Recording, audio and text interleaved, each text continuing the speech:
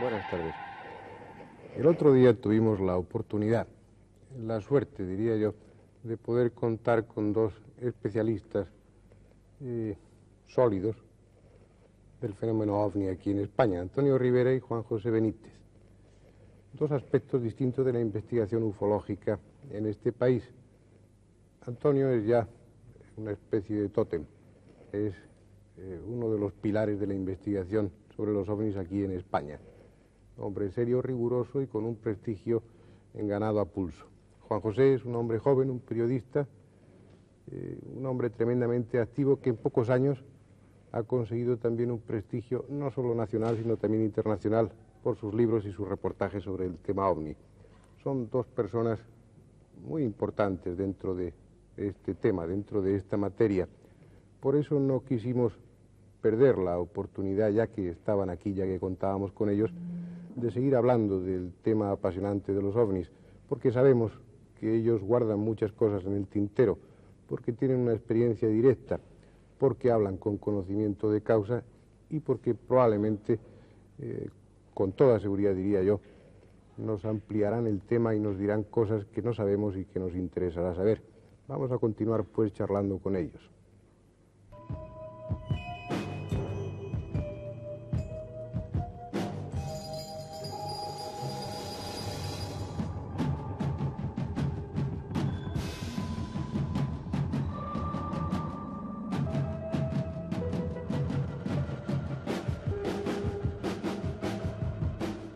Son muchas las preguntas que podríamos formular a Antonio Rivera y a Juan José Benítez. Pienso que a ustedes en sus casas se les están ocurriendo también muchas de estas preguntas. Vamos a tratar de sintetizar las más importantes o las más interesantes y creo que en el diálogo, en la conversación, saldrán temas que a todos nos interesen. Por ejemplo, para comenzar, Antonio, yo te preguntaría cuál es tu hipótesis sobre el origen de estos OVNIs. Bien, has dicho hipótesis y has empleado la palabra adecuada, porque la ufología, o sea, el estudio de los ovnis, se encuentra en la fase de la formulación de hipótesis. No hemos llegado todavía a resultados concretos, pese a que muchos, creo que uno de ellos es Juanjo, están convencidos de que los ovnis son naves extraterrestres. Yo, en mi fuero interno, también estoy convencido de ello, pero por un rigorismo científico, quizá excesivo, creo que no podemos todavía hacer afirmaciones. Podemos, eso sí, formular hipótesis. Yo compararía el estado actual de la ufología al que tenía la parapsicología a finales de siglo, cuando Society for Psychical Research, Sociedad para Investigaciones Psíquicas inglesa, se dedicaba a recopilar datos. Estamos todavía en el momento de recopilación de datos, de hechos, que nos van a servir para elaborar hipótesis. Como tú sabes, la ciencia se mueve por medio de hipótesis de trabajo. Ante hechos nuevos se formulan hipótesis. Estas hipótesis llega un momento en que se pueden elevar a la categoría de teorías e incluso de leyes, y entonces ya tenemos pues unos hechos establecidos, una ciencia nueva. La ufología está todavía en ese momento un poco fluido de formulación de hipótesis, de recogida de datos, pero afortunadamente tenemos ya lo que yo diría una serie de constantes, de patrones. En 30 años de investigación, desde la famosa observación de Kenneth Arnold, que se conmemora este año, sí, el 24 de junio del 47, exactamente. Desde entonces acá hemos encontrado ya una serie de constantes, de patrones. Y esto en ciencia es importantísimo, porque ya nos permite ya ir elaborando una teoría. De cara a los espectadores, y es una pregunta un tanto gratuita, si quieren, un tanto superflua. En este momento se puede asegurar rotundamente, desde tu punto de vista de investigador, que los ovnis son una realidad. Absolutamente. Esto, en fin, negar eso es negar la luz del día, es no estar informado. Yo he dicho muchas veces que en la cuestión ovni, los que niegan simplemente son gente que no está informada, les falta información. Simplemente basta pues estar medianamente informado para saber que el fenómeno ovni es real, es una cosa que sucede. Ahora lo que varía, donde ya se produce un abanico de interpretaciones, es en las explicaciones. Sobre el posible origen. Exactamente, ahí todavía estamos en el terreno de las hipótesis. Yo insistiría en esta pregunta, Juan José, tú que llevas pateando, y valga la expresión, y perdóname por ella, No, es cierto, sí. recorriendo todos los caminos de España en estos últimos años detrás del fenómeno OVNI. Tú has hablado con los testigos de última hora, has pulsado el ambiente, toda esa cierta angustia que aún queda después de una visión de este tipo. ¿Tú crees que esa gente, esos testigos, se engañan? ¿Tú crees que mienten? ¿Tú crees? ¿Qué opinas tú? Efectivamente, como tú muy bien dices, después de rastrear y de ir detrás de ellos tantos kilómetros, de reunir tantos datos, tantos testimonios, llega un momento en que se tiene el convencimiento de que el 99% de esos testimonios, o el 90% de esos testimonios, son reales, son personas, son testimonios, son testigos sinceros.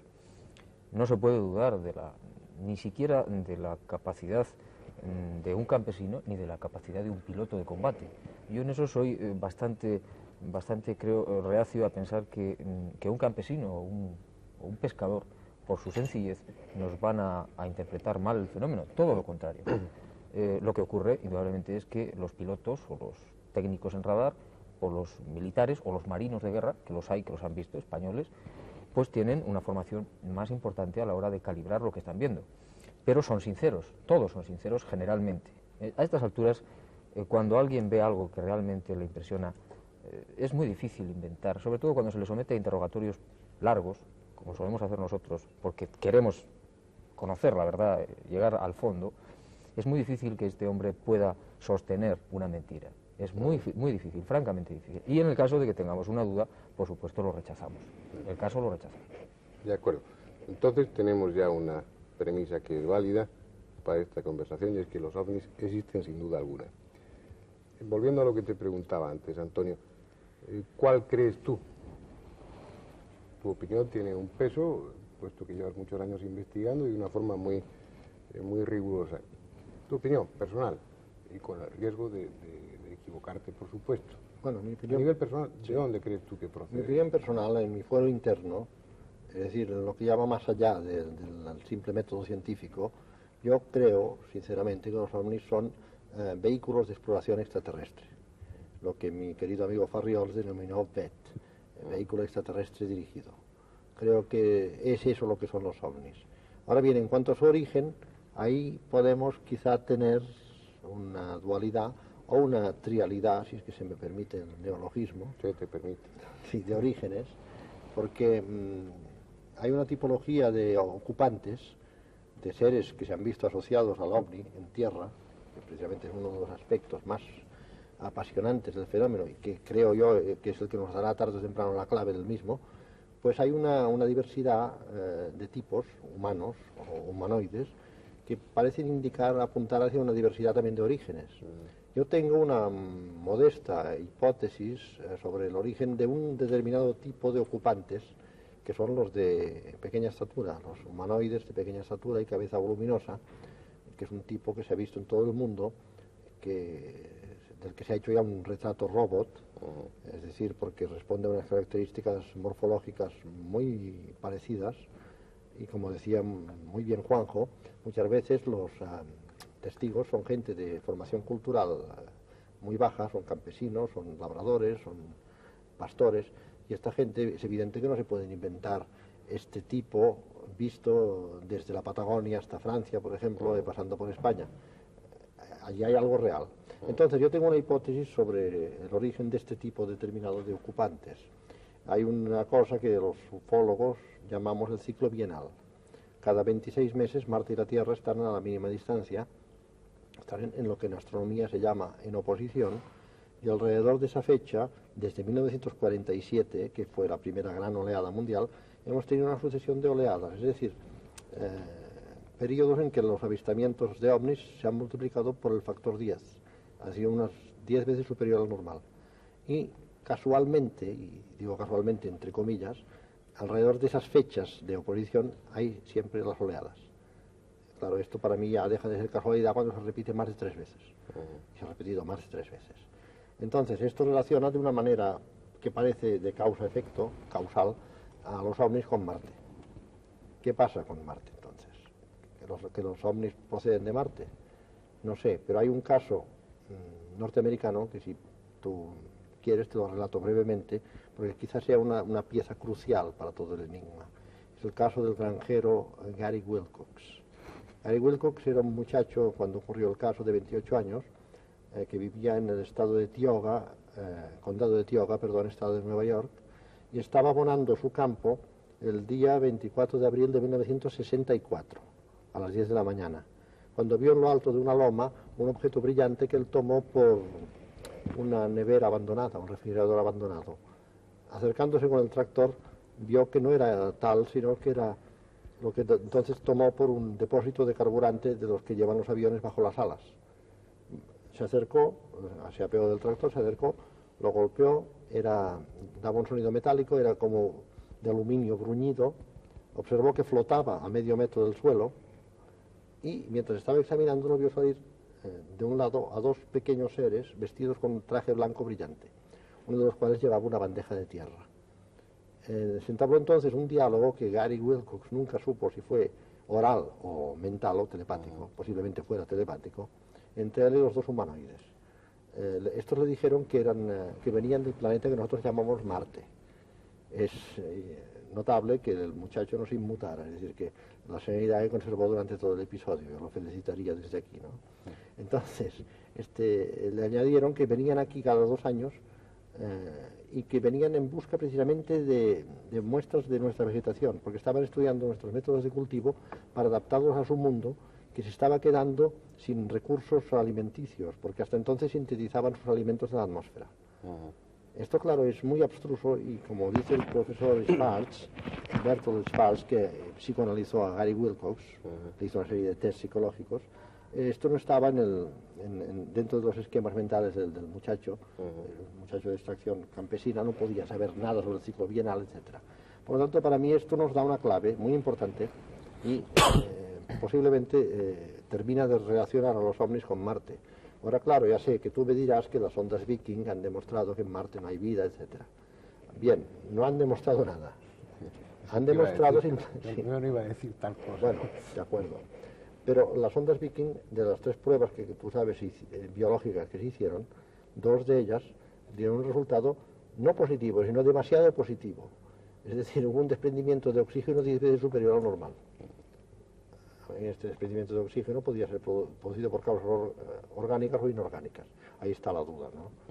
Pero, en fin, la incógnita de Marte subsiste y creo que subsistirá por mucho tiempo. Entonces, mi hipótesis marciana es esta, muy modesta, pero es esta. Relaciona a los seres de pequeña estatura con el planeta Marte. Yo creo que precisamente están aquí estudiando nuestros sistemas de vegetación, porque hay una constante también que se repite, que el profesor Hynek pone en relieve, y es que a la proximidad de un testigo humano o bien lo paralizan, o bien montan a escape en su vehículo y se van, se marchan. No hay ninguna clase de mensaje, es otro tipo de contacto. Ha salido el tema de la apariencia física de estos extraterrestres. Juan José, yo te preguntaría ahora, en lo último que llevas visto aquí en España en estos últimos años, ¿qué tipo de humanoides, sin darle un sentido peyorativo a esa palabra, qué tipo de personas tripulantes de estas naves son las que predominan, las que han visto la gente del campo y la gente que anda por nuestro país? Bueno, en las últimas investigaciones que he hecho yo, hay, digamos, dos grandes ramas que ya son muy conocidas en el mundo de la ufología, que son los seres que apuntaba Antonio de pequeña estatura y los seres todo lo contrario, de una estatura bastante elevada, de más de 2 metros, 2,80 metros.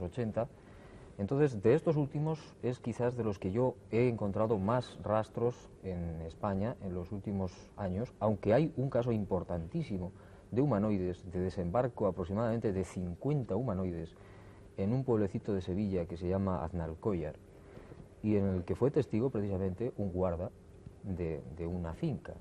Este hombre, a plena luz del día, nos contaba que vio descender lo que él creyó que era algo parecido a un gran autobús, un viajero, como dicen en Andalucía, y ante su asombro de ese tremendo aparato en forma de balón de rugby salieron 50 seres muy pequeños, perfectamente uniformados, que a la luz del día y ante el asombro de este buen hombre, que tenía una escopeta en las manos, pues le enfocaron una luz y lo aterrorizaron y el hombre terminó por escapar. Al día siguiente se encontraron muchísimas huellas en el enorme melonar, que era el campo que cuidaba este hombre, y para mí es uno de los casos más importantes y más interesantes de los últimos años de desembarco de este tipo de humanoides. Pero repito que quizás lo que más abunda, al menos con lo que yo más me he encontrado, es con el otro tipo de seres de tamaño, de estatura bastante elevada y de aspecto totalmente humano, con y sin escafandras. Por ejemplo, en los documentos que nos ha facilitado el gobierno español, el 22 de junio del 76, se vio a 2 de estos seres con escafandras negras y unos trajes rojos de más de 2,80 m, dentro de una nave totalmente esférica, como trazada con compás, y que tenía una curiosidad, y es que tenía un aspecto transparente. Se veía perfectamente a los seres dentro de la nave y a los aparatos que estaban manipulando. También hay otro caso muy interesante, que es muy reciente, que lo comentaba antes, en una base militar española, en la que se vio otro ser de 3 metros sobre el que se disparó, pero que estaba en tierra, con los brazos en cruz. Pero sucedió un hecho muy curioso. Cuando los 2 soldados dispararon sus ametralladoras completas contra este ser, que estaba a menos de 10 metros, este ser, que tenía un brillo muy, muy intenso, desapareció como el punto de la pantalla del televisor cuando se apaga. Uno de los muchachos sufrió pérdida de visión durante una serie de días y tuvo que ser hospitalizado. Perdona, ¿tú hablaste con esos soldados? Yo hablé con esos soldados y precisamente con el que más problemas tuvo, aunque creo que ya está bastante bien, que fue pérdida de visión, porque este hombre me confesaba que en el instante que él lo vio, pasaron 10 segundos, 15 segundos de sorpresa, y cuando intentó disparar su ametralladora fue cuando él sintió que perdía las fuerzas, no el conocimiento, y caía a tierra.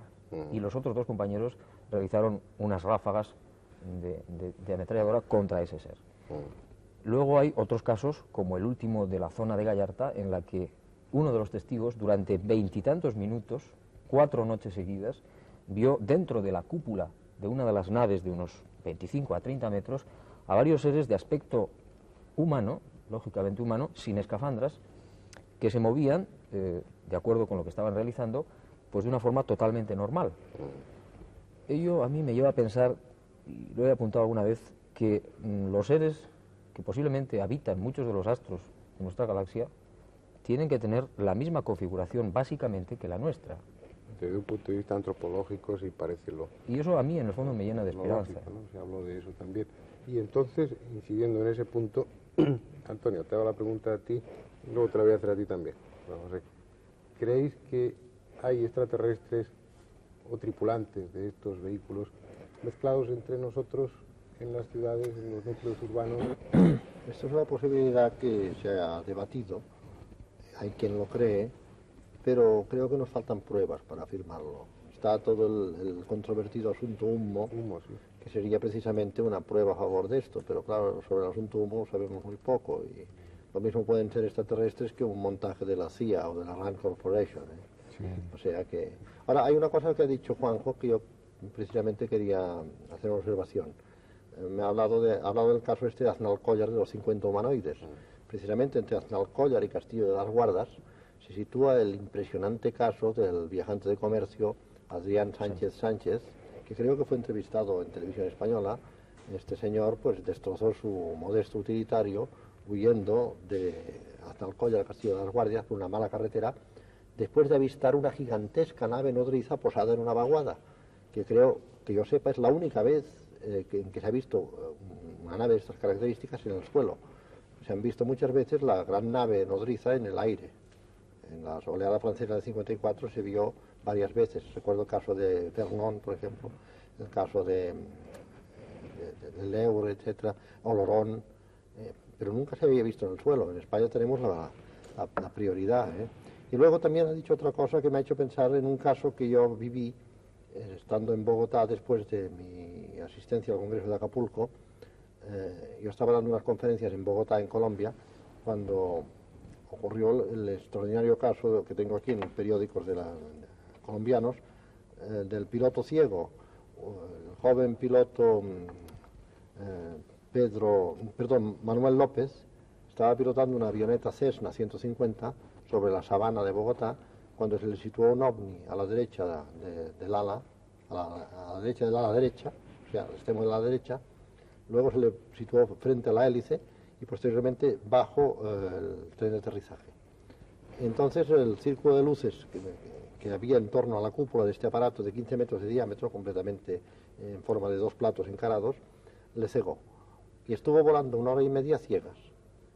Y tuvo que ser auxiliado por otros 2 aviadores que en sendas avionetas se elevaron hasta donde él estaba y lo condujeron mediante instrucciones por radio hasta el aeropuerto de El Dorado, en Bogotá, donde pudo aterrizar. Este caso, desde luego, fue interesante y luego pude entrevistar personalmente al muchacho que estaba bajo custodia militar, pero debido a que el día antes yo había estado con la esposa del presidente, López Michelsen, pues hice valer un poco esto y se me permitió entrevistarlo. El muchacho estaba bajo un shock tremendo, estaba lívido y me refirió a su aventura, que en principio porque los aparatos de a bordo empezaron a girar hacia la derecha, todos ellos, los giros, la brújula, etcétera. Él se apercibió de que algo ocurría viendo primero los aparatos de a bordo. Luego se dio cuenta de la presencia del ovni a la derecha del ala. Pero realmente fue un caso que para mí no ofrece la menor duda, que fue absolutamente cierto. Te repito la pregunta a ti, Juanjo. ¿Tú piensas que están mezclados entre nosotros? Yo opino un poco en esto como Antonio, no tenemos pruebas. Ahora, yo te voy a contestar con un caso muy reciente que a mí me ha hecho pensar, de un ingeniero inglés que vive en Bilbao y que no puedo revelar su nombre por expreso deseo de este hombre, pero que hace unos años vivió una extraña aventura en Sudáfrica.